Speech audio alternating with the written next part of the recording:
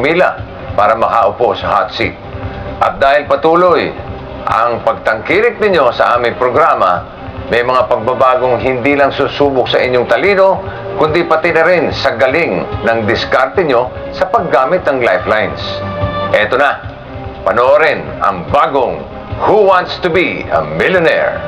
Handa na muling magpasaya, magpakaba at maghatid ng maraming sorpresa. Bitbit ang bagong lifeline at bagong twist na hahamon sa iyong talino't diskarte. Double dip! Ito ang pinakabagong lifeline na magagamit mo. Ito ang iyong alas para makasagot ng 2 beses para sa isang tanong. Magkamali ka man sa una mong sagot, maaari ka pa ring magbigay ng pangalawang sagot for the same question. Walang matigas na tinapay sa mainit na... B. Kanin. Sigurado po kayo. C. Kape. That's your final answer.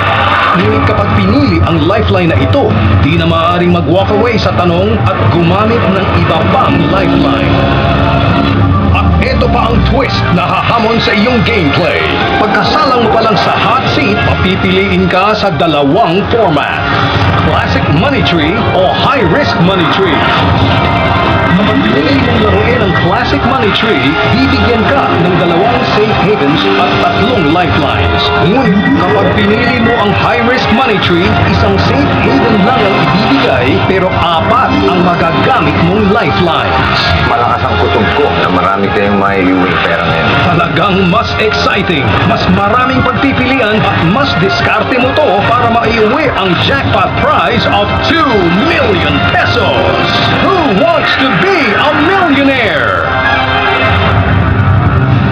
Ayan, 2 types na ng money tree ang inyong pagpipilian. At may dagdag pang bagong lifeline. Parang may kutob akong mas maraming magiging milyonaryo ngayon. Ikaw na ba ito? Alam ko na gusto mong maging ikaw na yun. Kaya next week, maki-final answer na. Ako, si Vic Soto, at ito ang Who Wants to Be a Millionaire? Ikaw na yun!